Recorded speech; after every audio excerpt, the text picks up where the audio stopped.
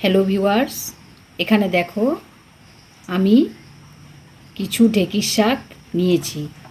ভালো করে ধুয়ে চটকে চটকে ধুয়েছি যেন কোনো নোংরা না থাকে। এই শাকটাকে আমি আজ রান্না করব। দেখাবো এই শাকে আমি কি কি ইউজ করব। জানি না তোমরা এটা করে খেয়েছো কি না। এখানে আমি কিছু কাঁঠাল বিচিকে খোসা ছাড়িয়ে কুচি কুচি করে কেটে নিয়েছি। এটা আমি ঢেঁকির শাকে ইউজ করব। প্রথমে এটা দেব তেলে, তারপর শাকটা দেব। এখানে আমি কিছু কাঁচা লঙ্কাকে চিড়ে নিয়েছি, এটাও শাকে অ্যাড করব। এখানে রসুনকে থ্যাতো করে নিয়েছি। এখানে হলুদ রেখেছি আর সামান্য নুন রেখেছি। এগুলো সব শাকের মধ্যে অ্যাড করে দেব। আমি এখানে সামান্য নুন অ্যাড করে দিচ্ছি।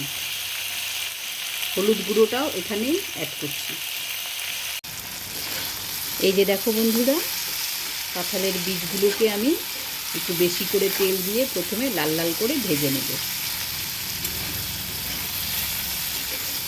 এই যে দেখো বন্ধুরা, শাকটাকে আমি ছোট ছোট করে কেটে নিয়েছি।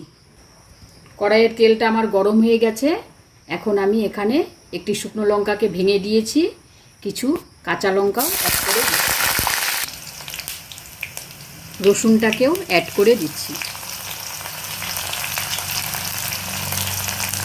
এর মধ্যে আমি ওই যে কাঁঠাল বিচি যে কুচো করে রেখেছি সেটা অ্যাড করে দিচ্ছি। তোমরাও এরকম করে বানিয়ে খাবে, দেখবে অসাধারণ লাগবে। আমার তো খুব প্রিয় এই শাকটা এভাবে খেতে।